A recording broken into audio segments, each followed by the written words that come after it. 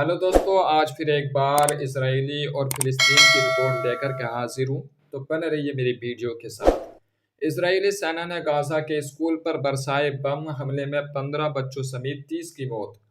पिछले साल 7 अक्टूबर से शुरू हुई इसराइल और हमास की जंग और ख़तरनाक होती जा रही है। बताया जा रहा है कि इसराइली सेना ने गाजा के एक स्कूल पर बमबारी की है। इस स्कूल में विस्थापितों ने शरण ले रखी थी। इस हमले में 30 लोगों की मौत का दावा किया जा रहा है। इसराइल और हमास के बीच जारी जंग दिन ब दिन खतरनाक होती जा रही है। दावा है कि इसराइल ने गाजा एक स्कूल पर हमला किया है जिसमें विस्थापितों ने शरण ले रखी थी। इस हमले में दर्जनों नागरिकों की मौत हो गई है। फिलिस्तीन के सस्ताए अधिकारियों ने दावा किया है कि जहां विस्थापित रह रहे थे उस स्कूल में इसराइल ने बमबारी गिराए हैं जिसमें 30 लोगों की मौत हो गई है। मरने वालों में कई बच्चे भी शामिल हैं। दूसरी ओर इसराइल का दावा है कि उसने स्कूल में हमास के कमांड सेंटर पर हमला किया था। बताया जा रहा है कि यह हमला गाजा के दीर अल-बलहा स्थित स्कूल पर हुआ था। इस हमले में मारे गए लोग में 15 बच्चे और 8 महिलाएं शामिल थीं। दावा किया जा रहा है कि इस हमले में 100 से ज्यादा लोग घायल हुए हैं।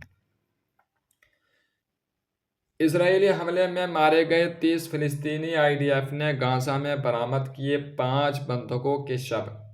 गाजा में इसराइल और हमास के बीच जारी जंग में आए दिन बड़ी संख्या में आम लोग मारे जा रहे हैं। ताज़ा हमला सेंट्रल गाजा के दीर अल-बलहा में एक स्कूल के पास 30 लोगों के मारे जाने की सूचना है। दूसरी तरफ इसराइल की सेना ने गाजा पट्टी से 5 बंधकों के शव बरामद किए हैं। पिछले 10 महीने से गाजा में हमास और इसराइल के बीच जंग जारी है। हर रोज इसराइली सेना गाजा के किसी न किसी इलाके में भीषण हमले कर रही है। इसमें बेकसूर फिलिस्तीनी मारे जा रहे हैं। ताज़ा हवाई हमला सेंट्रल गाजा के दीर अल-बलहा में स्थित एक स्कूल पर हुआ है। इसमें कम से कम 30 फिलिस्तीनी मारे गए हैं, जबकि 100 से ज़्यादा लोग गंभीर रूप से घायल हुए हैं। इस हमले के बाद इजरायली सेना ने कहा कि उसने हमास कमांड सेंटर को निशाना बनाया है। गाजा के स्वास्थ्य मंत्रालय का कहना है कि आईडीएफ ने दीर अल-बलहा में स्कूल पर जबरदस्त हवाई हमला किया है जिसमें 30 लोग मारे गए हैं, जिसमें बच्चों की संख्या ज़्यादा है। यह हमला बहा हुआ है जो विस्थापित परिवारों की सबसे अधिक आबादी वाले क्षेत्र में से एक है। एक और बड़ी खबर निकल कर क्या रही है कि रिश्ते का बैलेंस या सच्ची दोस्ती, कमला हैरिस और बाइडेन के बाद ट्रंप से क्यों मिलने गए नेतन्याहू। ट्रंप से पहले नेतन्याहू ने अमेरिकी राष्ट्रपति जो बाइडेन और उपराष्ट्रपति कमला हैरिस से मुलाकात की थी। ट्रंप से मिलने के लिए नेतन्याहू उनके फ्लोरिडा स्थित बंगले माराए लोगो पहुंचे थे। इस दौरान ट्रंप ने नेतन्याहू और उनकी पत्नी सारा को बधाई दी और कमला हैरिस की आलोचना की। हमास से जारी जंग के बीच इसराइल के प्रधानमंत्री बेंजामिन नेतन्याहू अमेरिका के दौरे पर हैं। इस दौरान उन्होंने पूर्व राष्ट्रपति डोनाल्ड ट्रंप से मुलाकात की। बातचीत के बाद ट्रंप ने कहा कि नेतन्याहू के साथ उनके रिश्ते हमेशा से गर्मजोशी भरे रहे हैं। वहीं नेतन्याहू ने गाजा में सीज फायर की बातचीत आगे बढ़ाने की उम्मीद जताई।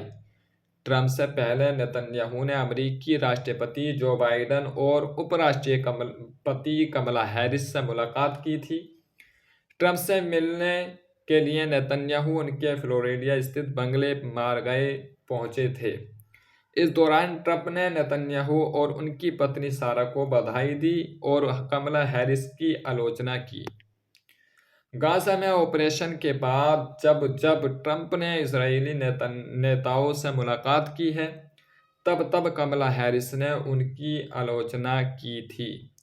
नेतन्याहू से मुलाकात के दौरान कमला हैरिस की आलोचना करते हुए ट्रंप ने कहा, मुझे लगता है कि उनकी टिप्पणियां अपमानजनक थीं। वहीं नेतन्याहू ने कहा कि उनकी अमेरिकी यात्रा से सीजफायर पर जल्द समझौता हो जाएगा।